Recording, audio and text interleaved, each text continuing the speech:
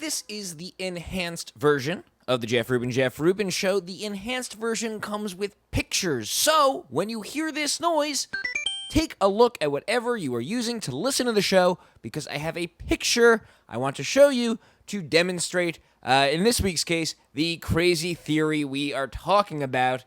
And, as a friendly reminder, if you would like to hear your own voice here explaining what the enhanced edition does, those are the bullet points. Hit them any way you want. Record yourself doing it. Leave out the noise. Send it to me along with an example picture you'd like me to put in there at jeffrubin at jeffrubinshow.com. So the whole thing is jeffrubinshow.com. See how clever that is. Email the recording to jeffrubin at jeffrubinshow.com, and I'll put one in here, and that'll be fun. That is a perpetual contest with absolutely no prize. We are going to be running forever. And without further ado, here's the show.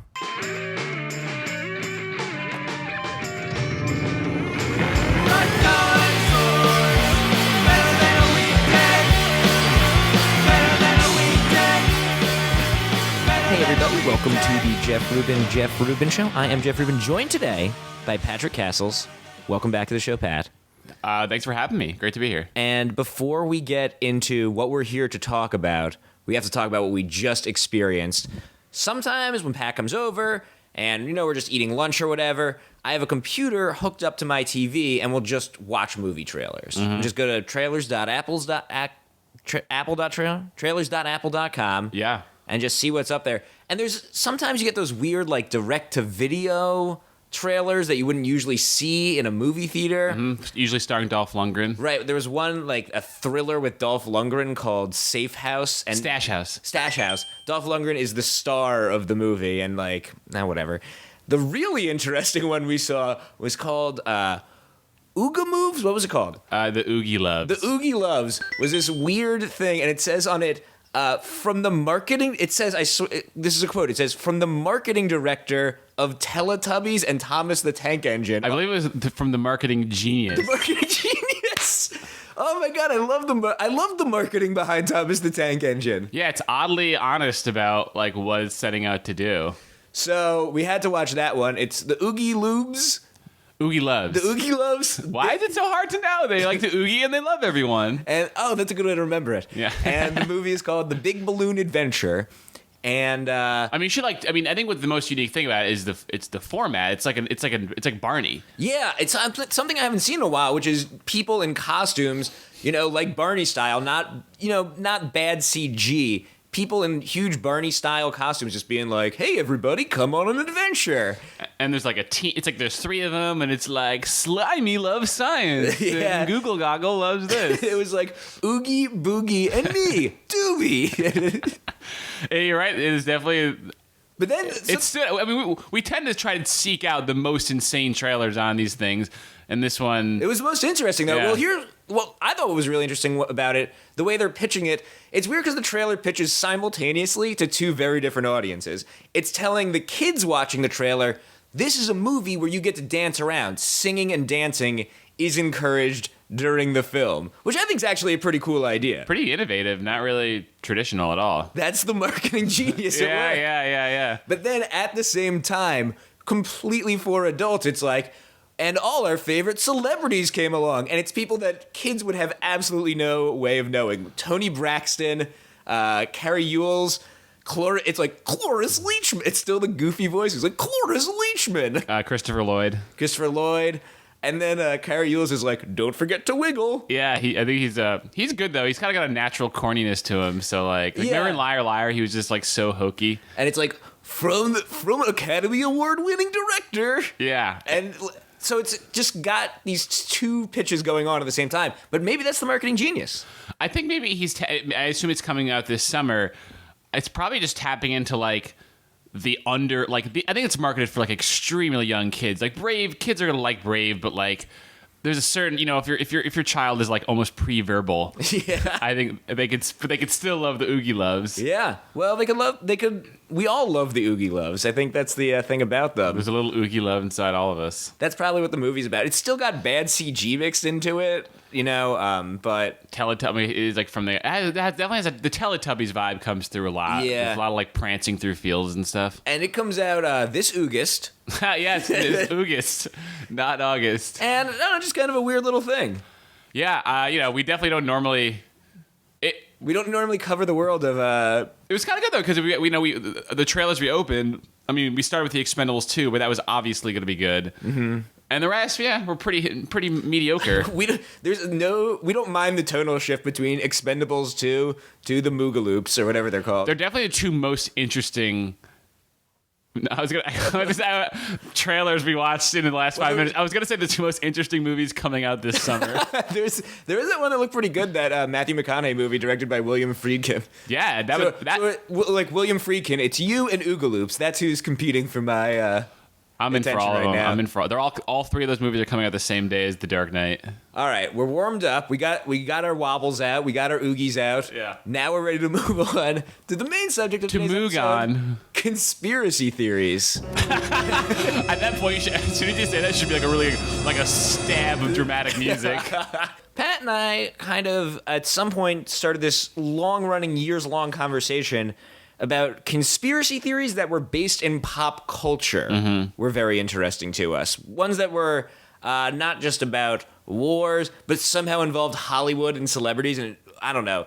So we have this list. Whenever we see one, we remember it, and we've developed this list over the years. And yeah, we don't care about who killed Kennedy. We just want to know. We just want to know what Beyonce is doing behind closed doors. So we thought this would be. Because this would be not only the perfect way to present this list, literally the only way to do it. Yeah. And I'm glad we're not putting it in text online. That means we don't go into a database somewhere. I'm a little nervous because I never thought I would be, I'm real as you are. I'd be very interested in the culture of conspiracy theory, though I don't consider myself a conspiracy theorist, which is probably important to say up top. Yeah, I'd say we're both interested. You probably a little bit more than me are both interested in conspiracy theories. I'd say I'm pretty skeptical. I believe some of them are true.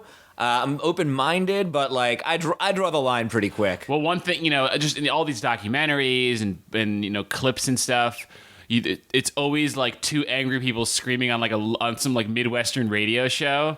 Yeah, and I always laugh to those guys. And now I'm here on a radio show about to do it. We have computers in front of us.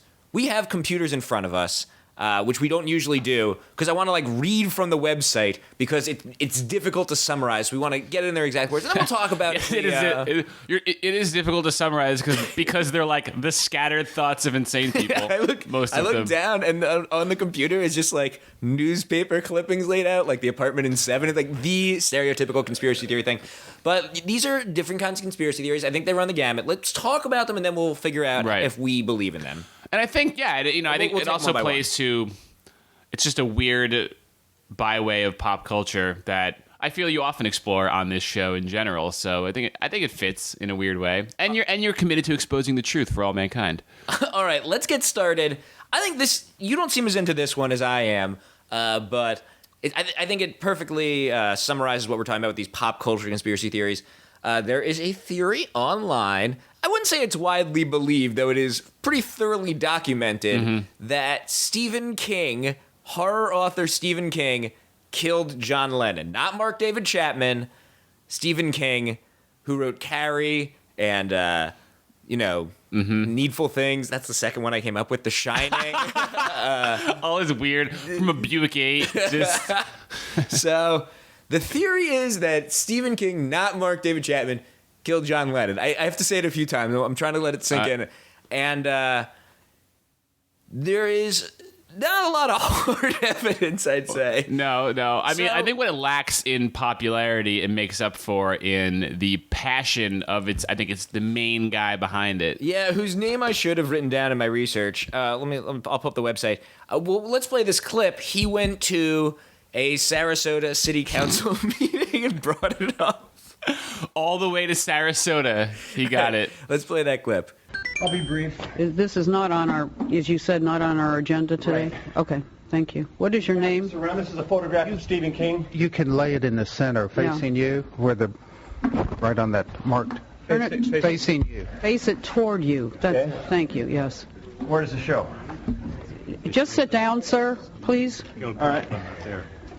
And would you please give your name for the record? Steve Lightfoot. Okay, thank you, Mr. Lightfoot. Honored to be around here. I'm from California. I'm known by 10% of Florida. I'm known by 50% of California.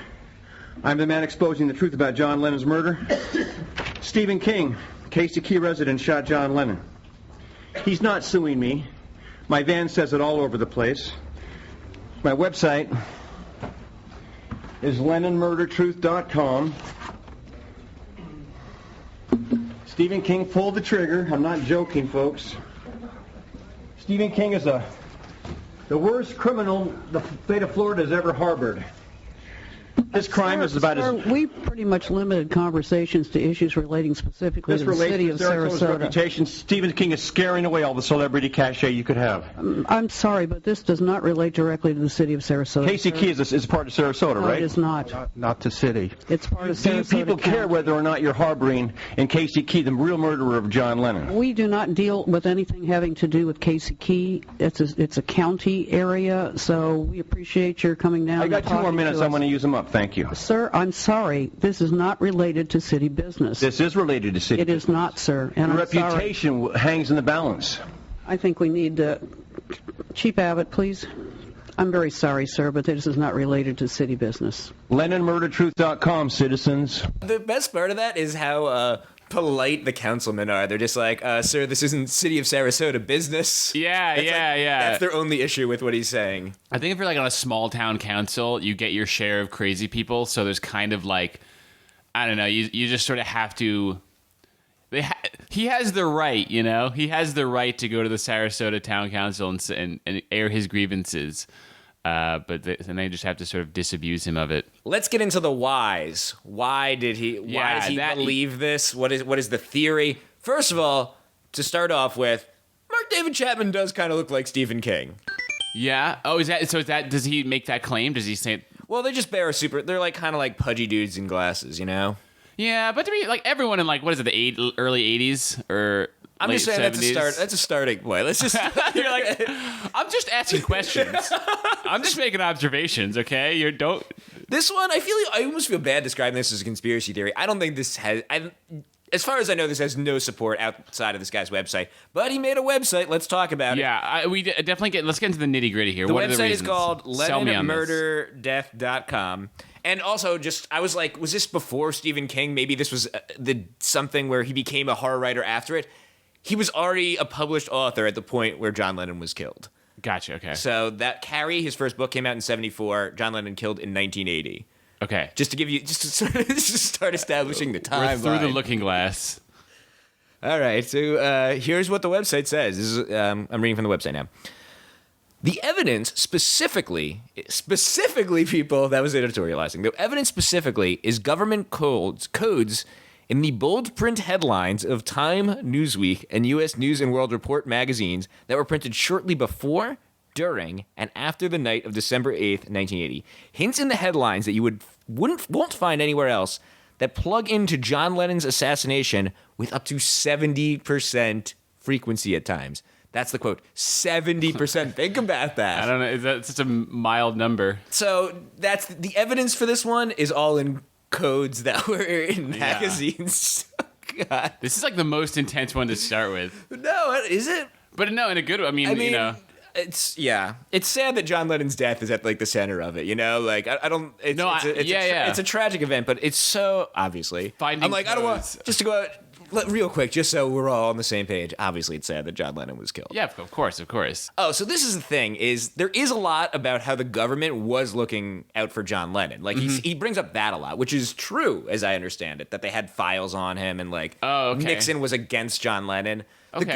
Don't think the government's not involved in this too. Yeah. Well, why Stephen King though? I guess that's the main question. Why not an assassin or something? Well, the thing is that Stephen King has coded messages about how he did this into his books. Ooh. So, I mean, I think this guy believes this. Oh, definitely. I think that's what's interesting about all of these, I think. Like, So, like, in this issue of Newsweek, like, that came out the week that John Lennon died or was printed before or something, in the letters column, I was trying to be exact about it to give the theory the respect it deserves, but now I'm leaving that behind. I'm like, or something. Yeah. In the letters column, one of the letters is from Mark, and then a column over there's a David in the middle of it, and then beneath that, there's a Chapman. You know, you're gonna need to do like Da Vinci Code style animations, like on the advanced podcast. This is one for the enhanced people. There's a lot of pictures and newspaper clippings here.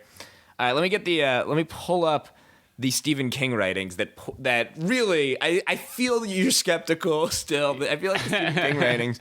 Here are King's Confessions from Salem's Lot. Oh God. And the Dead Zone is another one where it's Dead Zone is about there is a political assassination in that's true. That's probably how it came. Wait a minute. The Dead Zone and the Dead Zone came out the same year. All right. A note from the inside jacket. A stranger had also come over to the lot. A stranger with a secret old as evil. All would be changed forever. Father Callahan, the bad priest who put his eroded faith to one last test, and Mark, a young boy who sees his fantasy world become reality and ironically proves the best equipped to handle the relentless nightmare of Salem's Lot. And then here's another quote. Mixing his drink beds. Why am I reading another one? I'm sorry. You're telling me there was something in that previous passage that is supposed to be evidence? You know, Stephen King just wrote about like creepy things happening. Right. Yeah. I don't. And even those didn't even seem particularly. One was about a cemetery where things come back to life, or vampire, or I don't know. So here's what it says on the website, and this is the last quote I'm going to read from it. I wonder if people are still listening. If you're in, let's do it. Down the rabbit hole. The story of Mark Chapman is a cover-up. Bold print government cryptographic codes that include the killer's face and true identity, the killer's alleged name, and letter to the editor printed before the murder and in Richard Nixon's book The Real World, and in back issues of Time, Newsweek, and U.S. News & World Report, prove that Richard Nixon and Ronald Reagan arranged for the author Stephen King, then barely famous, to assassinate John Lennon, that King's writings draw dramatically from the crime, and that he taunts us, in all his interviews and comments, only makes this a story of a lifetime. My 24-page booklet contains everything you've seen here and much more. Please order your copy. I guarantee the absolute truth about what really happened to John Lennon. Happy code cracking. Wow. And you ordered the book, obviously, right? So he's selling a book, too. Maybe, do you think that's it? He's just selling the book? Just like Stephen King did. People are going to think we're insane. Yeah, that one was a little heavy to start with, I guess. But no, that's like, I mean, it definitely represents, like, it's extremely weird. Yeah, I like it because the guy made that video for us and went to the, you get to see that he really believes it. Mm-hmm. I mean, I really didn't see evidence in the pages. I mean, it's weird to be like, but I think I think the fun is coming at these, like being like, okay, sell me on it. Yeah, you know? Yeah, it's true. I don't think he succeeds at all. I feel really bad about how much of this I read and made people hear, but I wanted to like present it and then be like, okay, now what do you guys think? And obviously, I'm trying to be so respectful. But I don't know why. I don't think it deserves it. Absolutely not. Yeah, okay, absolutely good. not. Good. So we agree this one probably not true. Yeah. Oh man, we like have I want like a big. If this is a video series, like busted conspiracy. Okay, let's move on to anything else. Let's get out of this soon. Okay. I guess we'll kind of trade off here. Yeah. Sort of. What's one of your favorites? One of my favorites, I think, just to maybe a lighter one. There is a conspiracy that. If you recall New Coke, which was a big marketing blunder that Coca-Cola did in the 80s, where they changed the formula of their hundreds of years old Coca-Cola recipe. They changed it to New Coke. Ancient. Yes. And it's a very big, famous 80s story. But there is some believe that it was deliberately set up to fail. New Coke was deliberately set up to fail to cover up Coca-Cola's switch from regular sugar to high fructose corn syrup. I thought it was fructose. Is it fructose? Fructose is probably right. I don't know. Something's going on here, man. We can't bother. We can't worry about the pronunciation right now. Oh, definitely. All right. So, side note, Pat is very into the history of Coca-Cola. Is that fair to say? It is.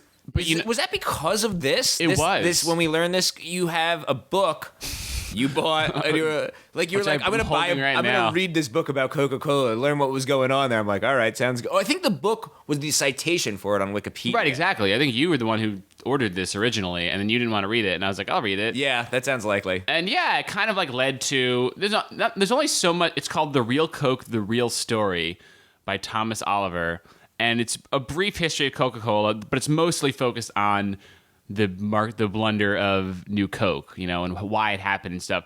And he doesn't subscribe to the theory. He presents it as an alternative theory, but he believes the mainstream hype that it was just a marketing mistake. But yes, it did lead to this. I just kind of interested in like this. The cool thing about Coca-Cola is that I learned from this book and other books that I've subsequently read about it is just like there's just so much psychology and like philosophy behind it, like.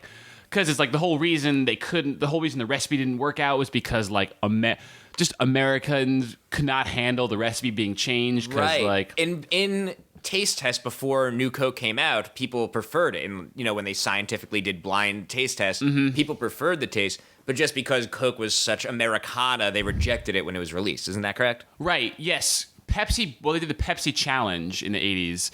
That's what they call the scientific test. Yeah, it was a marketing campaign like Pepsi did, and when you actually look at this, and it was a very famous. And you've seen it's been done 1,000 times. It's very famous. Like try these two on camera, and like which one do you like more? I like this one. Oh, it's Pepsi.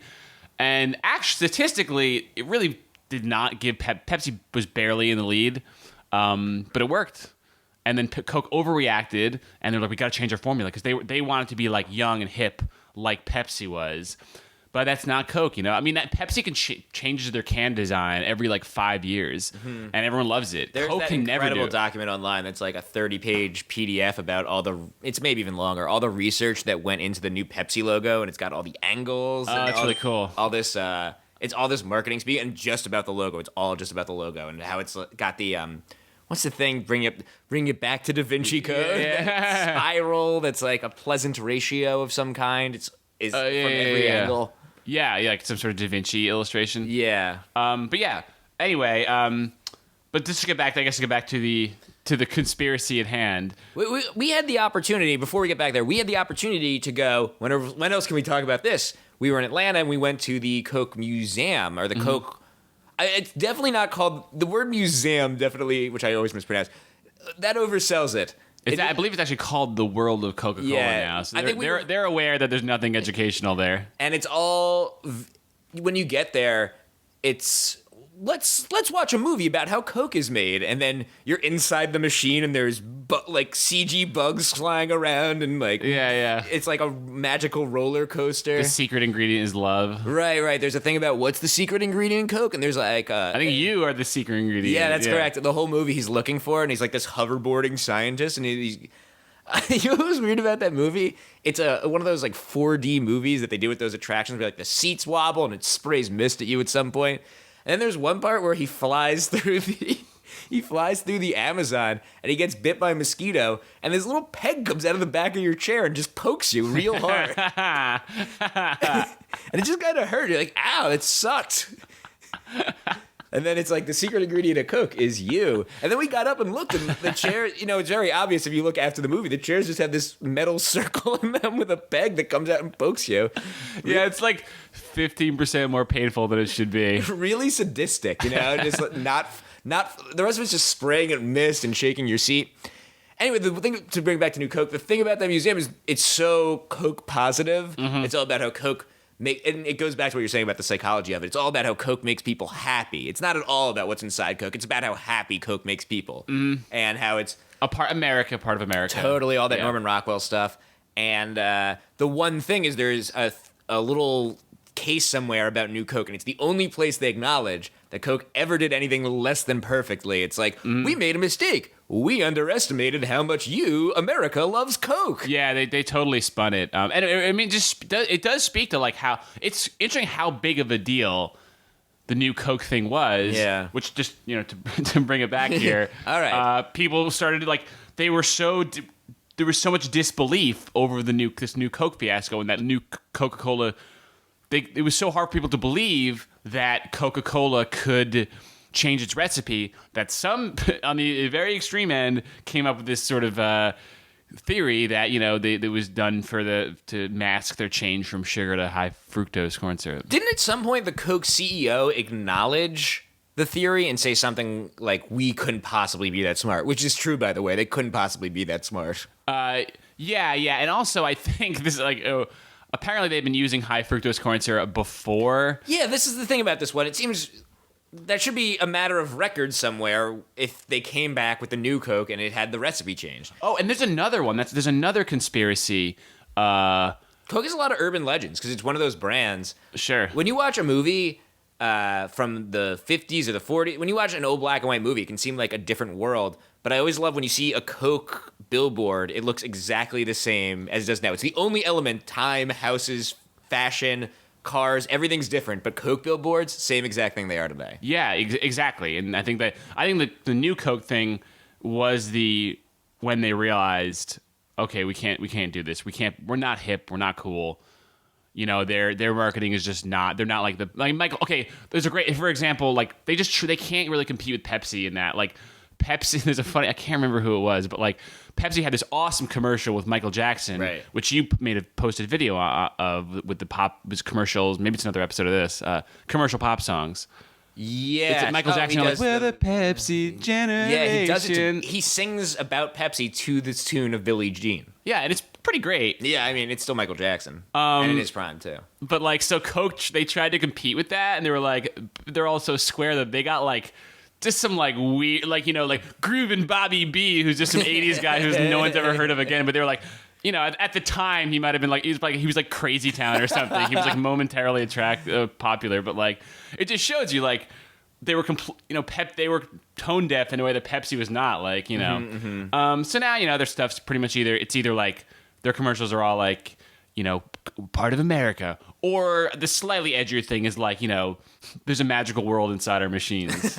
Yeah. But no, but however, Matt just got a real serious look and started flipping through the book again. I am. You should take a picture of this and put it on your thing. We'll do that, It's also just to show how it's underlined. We've like underlined and folded it like the friggin' Rosetta Stone. But there's another theory that's kind of tied to the other one. It just goes back to people trying to refusing to believe that Coke could possibly make this marketing blunder. May I read this? May I read this code? Okay. It's got to be more tolerable than the Mark David Chapman stuff. But how could the company that owns the world's most famous trademark have been so wrong about its significance? Can I do this? Can you like put spooky music behind it? Sure. But how could the company that owns the world's most famous trademark have been so wrong about its significance? How is a $7 billion corporation, which produces not just Coke, but Diet Coke, Tab, Sprite, Minute Maid orange juice, and movie hits like Ghostbusters — there was a marketing connection between them — brought to its knees by consumers? Could Coca-Cola's management team, with its sterling track record, really have been so blind that it didn't foresee the fiasco? Or was the whole event a huge publicity stunt, a carefully calculated plot to launch a new cola and boost the sales of the old one? So in essence, as you said, the whole new Coke thing was just allowed them to say the conclusion of it was spun to be like, people just love original Coke so much, and like we'll never change the recipe again. I'm just asking questions. It just seems like they could have just made the change and no one would have noticed. Yeah. And I believe when the CEO says that they couldn't be that smart, that's some Game of Thrones level scheming to be like, oh, it'll fail, and then we'll come back. It's just you can't see that many steps ahead. But maybe I'm just when I said I believe when the CEO said, I immediately didn't believe the next thing that came out of my mouth. Yeah, I mean, I guess they lost a lot of money on it, so I think ultimately I don't believe this one. Yeah. Either if we're trying to confirm, I don't know if I'm going to believe any of these. No, I'm almost definitely not. This one, I guess we're more like it's more like we're just grading them. We're grading their research and the completeness of them. This one is the most believable end game. Like, I do believe that Coca-Cola would do something sinister to get cheaper, more fattening ingredients into their soda. Yeah, and it's the least, I think of all the ones we have, I mean, it's not about the murder of a rock legend or anything, or like staging a historic event. So. All right, and with that, let's move on to our next theory. Wingdings is anti-Semitic. I get all the fun ones. So this theory is the popular font, the popular font of Wingdings. I like how we're including fonts in pop culture. Yeah, it's a bit of a reach. So here's the deal. In Webdings, which is like a spin-off of Wingdings, I guess it's supposed to be more practical for the web. They were like, oh, now that the internet exists, let's think about what would be better logo. I don't know if that's actually. Well, you should briefly describe what Wingdings and Webdings are. Everyone knows, right? Oh, really? I don't know. I don't know. So there's different fonts that come with your computer, and one of them is Wingdings, and instead of letters, there are pictures. And at some point they added, so it's not letters, and I guess it's a way, maybe before multimedia in the dark ages, to get pictures into documents. I don't know what the hell the point of it was. But just fun little images like a star or a heart the weird instead thing, of a J or an M. Right, but the weird thing is Webdings, because I guess I'd always assumed that they were like, it's a Wingdings for the web generation. But if the web exists, they know that you can put pictures on it. Like that's even from early iterations of it that was possible. So I don't know why they'd think Webdings was necessary. But anyway, Webdings is like Why indeed, Wingdings. Jeff? now you're asking the right questions. So Webdings is like Wingdings, and there's also Wingdings 2 and Wingdings 3. I've been to the Wingdings Wikipedia page because it mentions this, but I actually I can't even remember why it exists. It's so boring. All right, so in Webdings, not Wingdings, in Webdings, if you type NYC, you get an eye, a heart, and a little picture of a city. So if you type NYC, it's like I heart the city. It's the little message. However, in Wingdings, if you type NYC, you get a skull and crossbones, a Jewish star, and a thumbs up. So it's a skull. It's like killing the Jews is good, I guess is how you'd interpret that. And some people think that is... Well, you know what the thing about this one If is? you type in NYC or type in... Yeah, if you type in NYC. So the thing about this one is it got at least a little bit of coverage from the mainstream media, who usually ignores these things. There was actually a story in the New York Post, a very reliable paper. And the only reason I'm bringing it up is because I wanted to read from the story, because it also really dates it. It's like from that early era of computers when not everyone has a computer. Yeah. The headline, this was really in the newspaper, but the newspaper was the New York Post. Anti-Jewish code lurks in popular software. Oh, yeah, that's pretty incendiary. Also, the popular software they're referring to is Windows. This is still the point where they're calling Windows popular software. One of the world's biggest selling computer programs contains a secret anti-Semitic message appeared urging death to Jews in New York City. Oh, my God. A computer consultant discovered the diabolic message while installing Microsoft's new Windows 3.1 software for a client yesterday. You know, it's just fun to imagine, just the compound where Windows was developed in Palo Alto. There's just all these geeks and just one beefy neo-Nazi Hey Bruiser, can you how's Wingdings coming? It's coming good. I'm getting the truth out there. Wait till people type NYC. The consultant was testing a mailing address use of the program when he noticed the letters NYC had been replaced by a hateful message. It's going crossbones, a star and David, and approving thumbs up symbol. Microsoft strongly denies any hidden message. Others disagree. There's no way it could be a random coincidence, said Brian Young, a friend of the consultant who did not wish to be named. Said Brian Young. It's pretty scary. I was shocked by the whole thing. Young calculated the odds of the 3 letters of the alphabet being combined with 255 symbols and said he found the odds of obtaining the message were less than 1 in a trillion. I'm sure Hitler's from the afterlife, Hitler's just come on, guys, this is, this isn't what it was about. Yeah, exactly.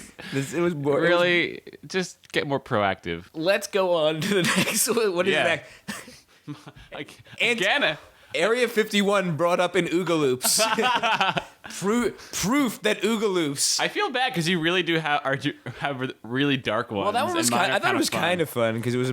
I'm sorry if it's too real for you. No. I mean, we can just stop recording now, Pat. I know. We should go on. We should go on. I'm not afraid of the truth. I want to believe. Well, this is sort of a conspiracy about the moon landing, which is there's a very famous conspiracy theory, in the relative to conspiracy theories, that the moon landing was faked. We never landed on the moon. It was an elaborate production. That's a given. No. In this theory, it is though. Let me present it more like a Fox special. Okay, so several decades ago, NASA sent Neil Armstrong and Buzz Aldrin to the moon, and man walked on the moon, or so they claim. What if it was staged? What if all that footage from the moon was just shot on film. And what if that film was directed by Stanley Kubrick? So this theory is that the moon landing was faked by Stanley Kubrick. Yes. The government enlisted him. The government, after he had made 2001: A Space Odyssey, which does contain, groundbreaking special effects, Right. particularly space If you were going to get effects. someone. If you were going to get someone to shoot a moon landing, you would approach Stanley Kubrick. I think this is another case like the Coke one where there's someone or some people who are just so insanely talented that people believe something has to be going on there. Like, I think this guy just thinks that Stanley Kubrick's so good that he's the only person that could have faked this. Yeah. Why don't I could read a little bit from the this is from I think this Project person, Galactic Guide.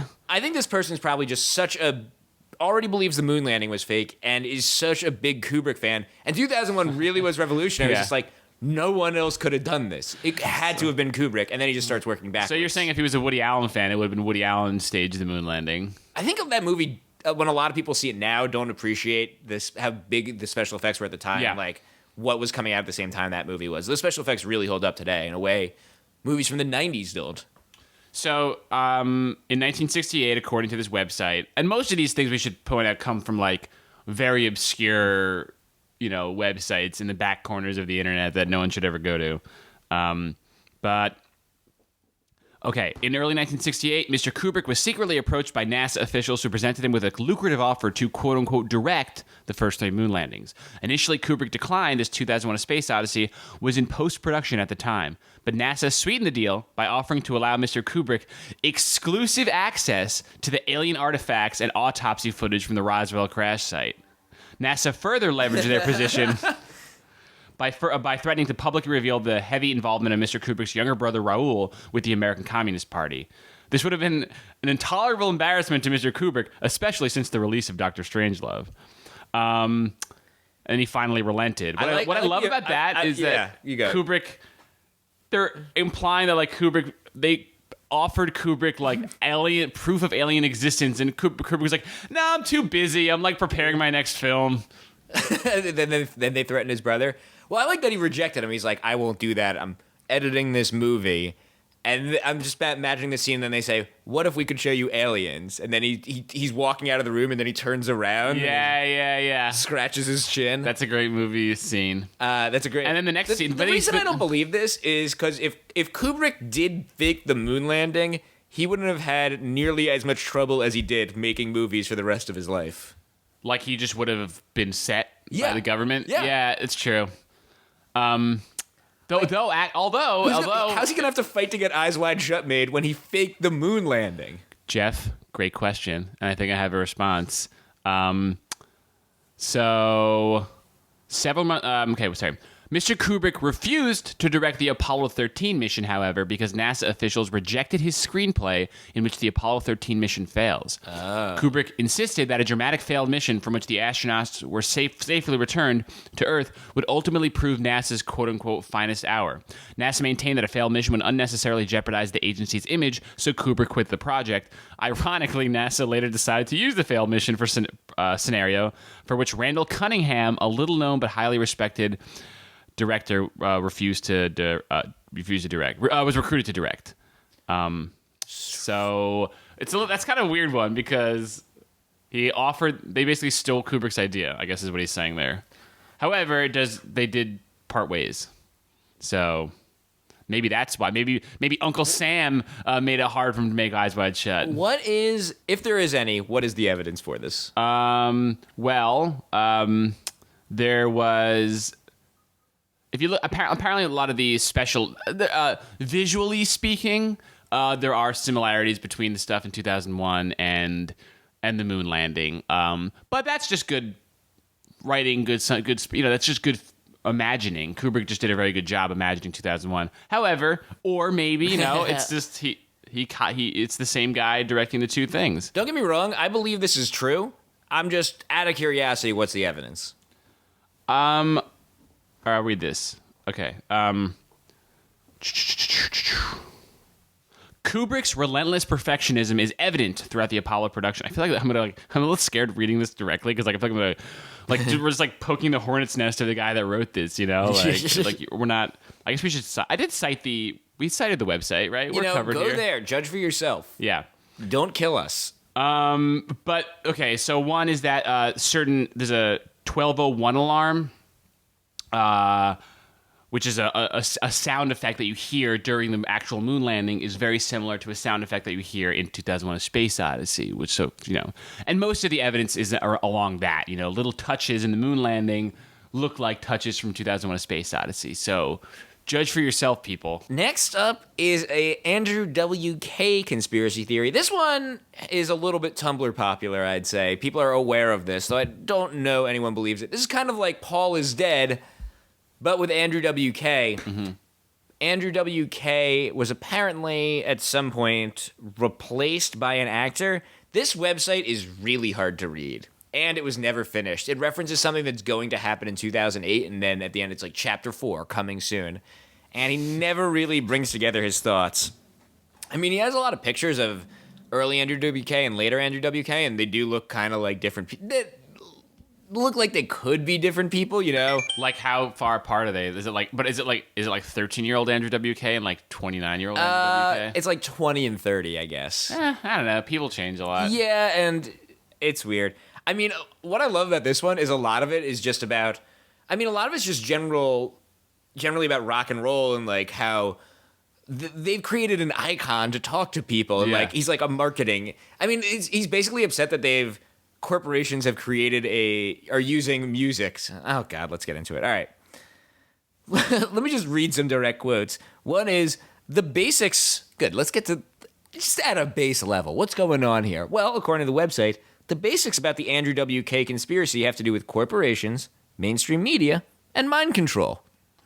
Mind control. We finally gotten there. But it's mind control in the sense that Andrew WK is speaking a message and his fans are listening to it. There's no mind control raised as far as I can tell. What, the message is like party all the time? All right. The person who you now know as Andrew WK, that's in quotes, is not the same person as Andrew WK that is not in quotes. I hope this should be obvious by now. That's the thing about this one is it's like really overwritten. It spends so much time being like, and by the end of this, I will have proven, and you will not believe. And there's very little actual it's all sizzle. There's no steak. Yeah, that's well put. And I think that's probably an issue with all of these things. All right. Like again, we came at all these like, I don't know. We just desire to know make your argument. Like I'm probably not gonna believe it, but like. It's that tone of like it's obvious. I don't even need to explain it. Go on though. To say he is an actor is true and false at the same time. True in the sense that what you perceive as Andrew WK is not the really real Andrew WK, and false because something that is not really real should not exist. And you have just read the words "not really real," so it's a little tongue in cheek, I guess. Though also grammatically, like I'm correcting a little as I go. The Andrew WK equals actor also reflects onto the hair confusions. If Andrew WK has hair, why would he wear a wig? The answer to this thought form is another multiple of true/false. The point I am making here, I know I'm getting off track with this whole, the answer to this thought is another multiple of true or false, but the point I'm making here is that the truth is being shown right in front of your eyes if you choose to see it. Yet the truth is only a tiny twinkle in the sky. Oh my God! That reminds me of kind of that movie Josie and the Pussycats, the movie version of it. I like that movie a lot. I think it's a great movie. Right? It's sort of surprisingly subversive and intelligent. Very much so. Yeah, it's really good. Particularly, this in like an actual trying to make an actual argument, not great. But in the context of this movie, it's very funny and it's very tongue in cheek. Anyway, the movie kind of presents is all about. All boy bands are putting subliminal message out there, and they're created. They are controlled by these puppet masters to like push some kind of agenda. I think it's to sell products in. But then at the end of the movie, Josie and the Pussycats movie spoiler coming up is that the messages are about what's cool, and it's all about corporations have to control what's cool and what's not. Right. Parker Posey. Who's great, is the villain, and she was not cool in high school or something, and she like wants to control what's cool. Yeah, definitely. I mean, It's a good movie. It's And there's a lot of well-written. there's advertising everywhere. Like every scene is covered in logos, Which they were not paid for. None of those. It's like tongue in cheek. Yeah.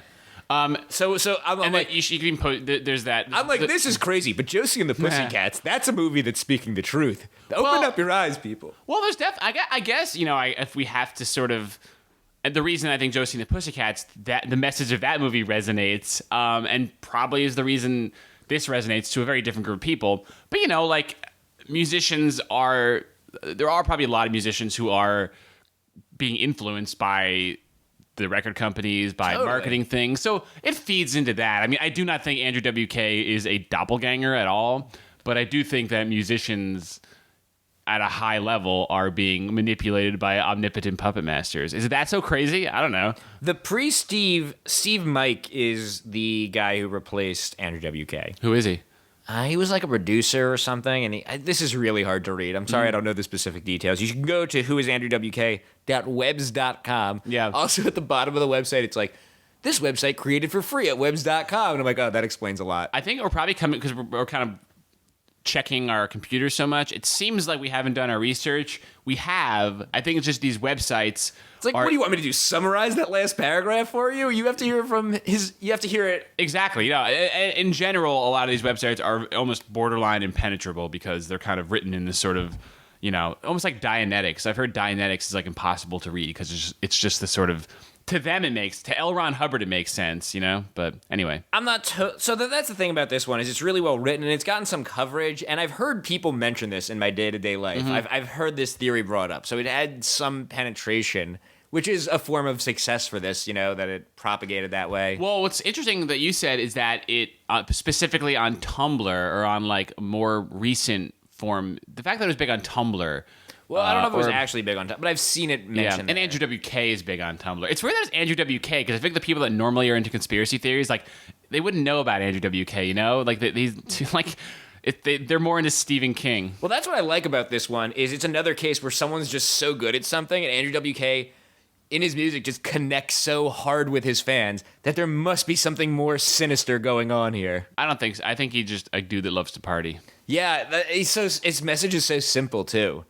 But why does he tell us to love to party? Yeah, that's the thing. Like, I feel like he's not like Radiohead, where he's like got like cryptic. He's great. I'm not like trying to say he's not an artist, but there's also like he's not writing like these incredibly cryptic songs, like with a hidden. He seems like perhaps more so than most other musicians. He has a very singular, clear message, and then with no ambiguity. I think the connection to Lady Gaga is she's someone else that has that kind of really deep connection with her fans. And most musicians have some sort of connection, but I think those are two examples of artists whose fans are very much listening to what they have to say, and it's almost a philosophy and a life outlook. Well, Lady Gaga seems more believable as some sort of puppet or something, or because her stuff is so weird, Yeah, there's a page over here on the old Andrew WK, Lady Gaga, and Illuminati home that points out they have a lot of Illuminati imagery. Like there's this picture of Andrew WK, and the lights kind of look like a pentagram.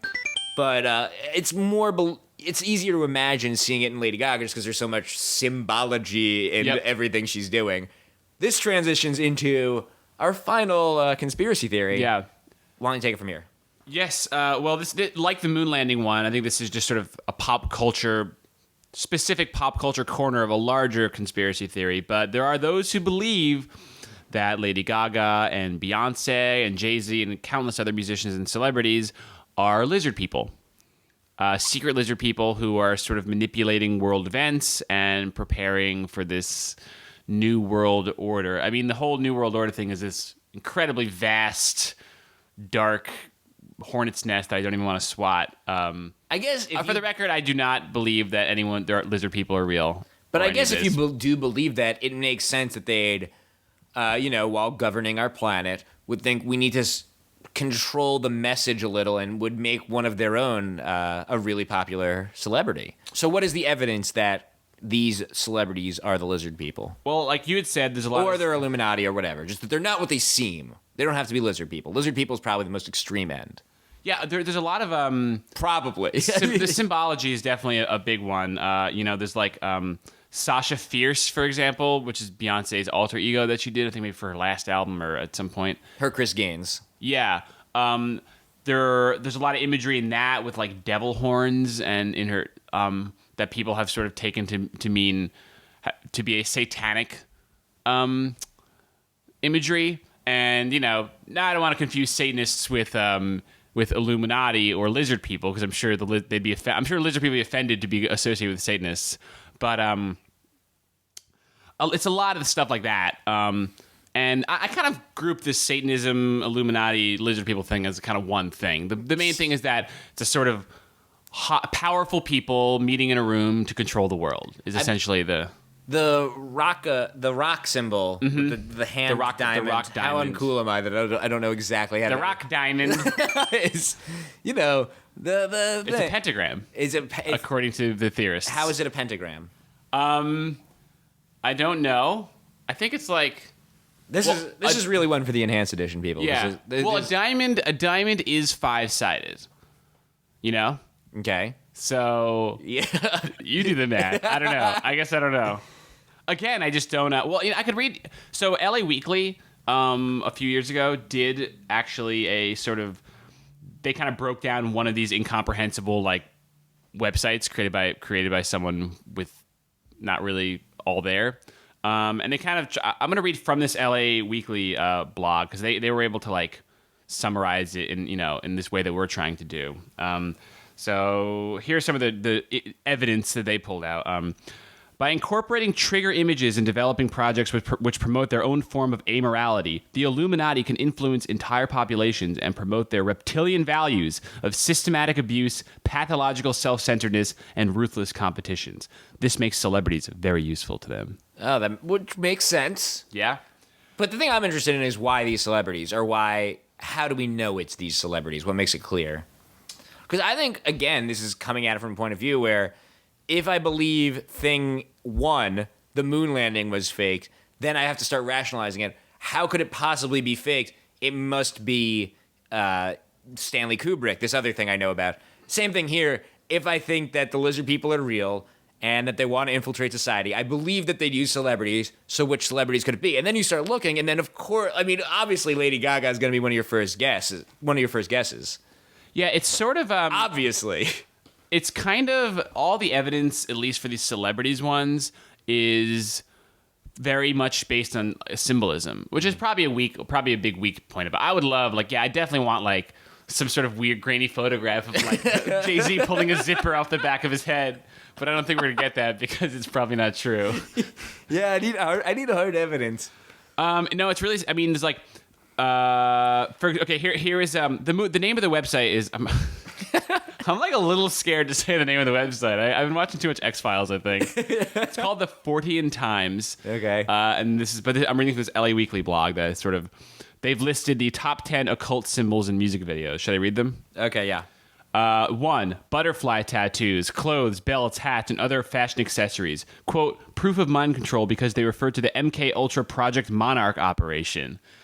That was the mind control experiment the CIA did. That was season 3 of the Venture Brothers. Yeah, and monarchs, butterflies. You do the math, man. Do I gotta freaking draw a line for you, Jeff? So anytime I see a butterfly tattoo, that's not trashy. That's mind control. Exactly. Okay. 2. Black and white checkerboards or lines symbolize duality and good evil. That one's pretty weak because that's just a motif. It's good and evil. Yeah, it's every movie ever made. Yeah. Every piece of pop culture ever. Mirrors and shattered glass represent the way the mind is shattered and mirrored during mental torture.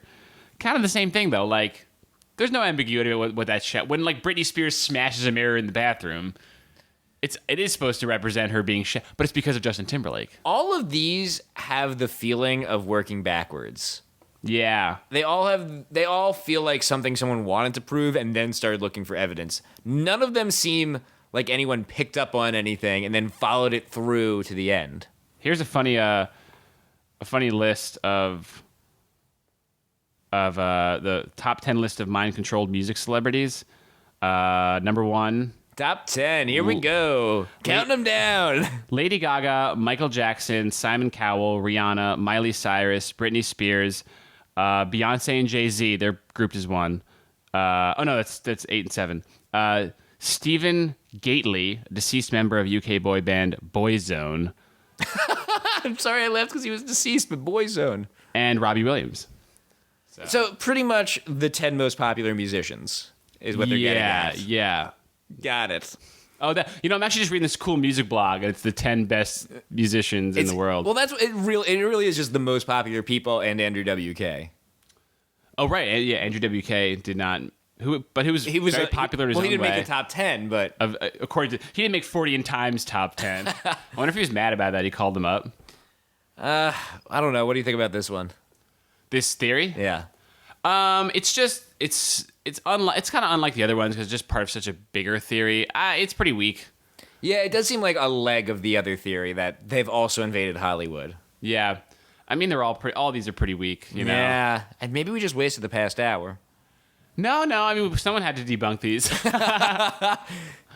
There's a lot of others, like we stumbled on this website, Above Top Secret, which I want to call out because it's really nice, actually. Like most of these websites look like GeoCity pages, but Above Top Secret's got a pretty sharp design. And it was fun, and it's got one of those search bars that's predictive. So we typed in Hollywood just to see what it came up with, and it started like Hollow Earth theory. You know, it knows what you're looking for. That had the one that Arthur, the cartoon, is actually an anti-conspiracist agenda. Has an anti-conspiracist agenda. Yeah, I mean, these are just forum posts, but they're fun to go through. And one of them was that the cartoon Arthur. There's someone on the show, I don't know if it's Arthur, who always believes a conspiracy and he's always wrong, and they're indoctrinating kids that. You shouldn't believe conspiracies. It's all connected. Yeah, I mean, I guess we should talk about. What drew you to this idea in the first place? Because you're not a conspiracy theorist. I feel like I don't think either of us would identify as conspiracy theorists. It's true. I'm just and these are particularly bad ones. You know, there are some conspiracy theories that I think, if aren't true, are certainly believable, and none of these obviously fit that criteria. Maybe the new Coke one comes closest to me. It's the most believable. Like they've got motive. Yeah, definitely. Yes, absolutely. And the sort of and again going to the Andrew WK thing, again not believing that he was replaced, but certainly the concept of musicians. I'm trying to pull themes that are remotely I guess stable. I just like pop culture, how it touches everything, and this is the way it touches conspiracy theories. Yeah, I know. I love science fiction films, as I imagine, specifically the kind, and I think you might as well, that like have a really strong agenda. They're trying to say something about politics, and I really enjoy it. Like even if they don't do it extremely well, but obviously like RoboCop or Total Recall. I mean, I think any great science fiction has a message. Yeah, but even like if you watch even episodes of Star Trek or Star Trek: Next Generation. Even if it's a really corny episode and the message is like really ham-fisted, it's it's pretty awesome to watch. There's a really famous episode of Star Trek where like there's a race of aliens their faces are half black and half white, but there's two sides to the planet and they're warring with the other side whose faces are also half black, half white, but on the opposite way. And obviously the message there is like, while you're fighting, you're exactly the same, but they're like, we're not the same. Clearly, it's a race metaphor, very ham-fisted, but kind of, oddly touching in its own way. I'm kind of maybe going off on a tangent here. The point is, because that's actually a very nice piece of message, and these are very negative messages that we've been discussing. Yeah. But the point is, I think I just really enjoy when people try and make a point through the language of completely insane stuff. Yeah.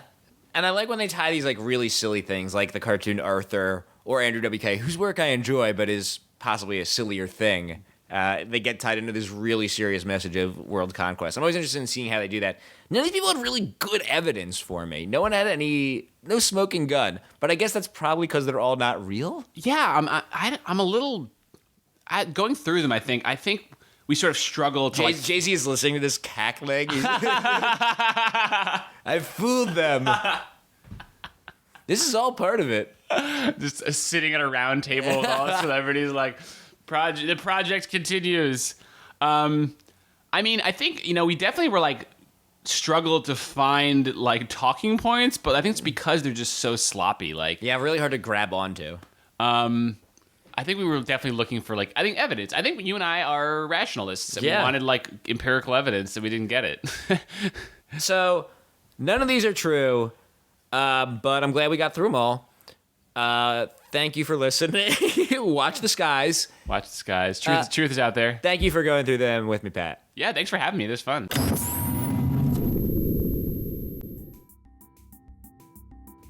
Whoa. Don't stop listening yet. I have 2 Jeff Rubin fact checks I want to throw in there. How do you really fact check something like the past hour? And if you've been listening, you should be thinking, what are facts? Putting all that aside, 2 things I did want to point out. One, which you saw if you were using the enhanced edition, the poster for the Oogieloves refers to the guy who created it not as a marketing genius, as a marketing visionary. It's actually one step above genius. He is a marketing visionary. And if you were listening to the enhanced edition, you saw that, but I wanted to make sure everyone was aware of what level of genius we were dealing with here. 2 is that Pepsi document I referred to, which is very, very funny, and you should look up online. Apparently there's some debate as to whether or not it's real, and frankly, after researching all the other stuff from this episode, I'm just not willing to look into it any further. So it may not be real, and I wanted to get that out there too. Thank you guys for listening, especially to this episode. Thank you again to Pat, Jeff Rubin Show. By the way, you may have heard us in this episode. We talk a lot about the enhanced edition, which not everyone listens to. The enhanced edition of the show comes with pictures and is available on iTunes, and it works for people who have iPhones and iPod Touches and other iOS devices. It works in iTunes. Did I say that already? And it's also available on YouTube. So if you're not listening to that version, this is a great episode to start. You already heard it, but you can go through it again. All right, social media shit time. Now is probably where you're going to want to stop listening. YouTube.com/Jeff Rubin, home of the enhanced edition, along with iTunes. So there's 2 homes, whatever. Twitter @Jeff Rubin Show. Tumblr, JeffRubin.com. And of course, the Facebook fan page. Thank you guys for listening. I'll be back next Tuesday, and I'll see you there.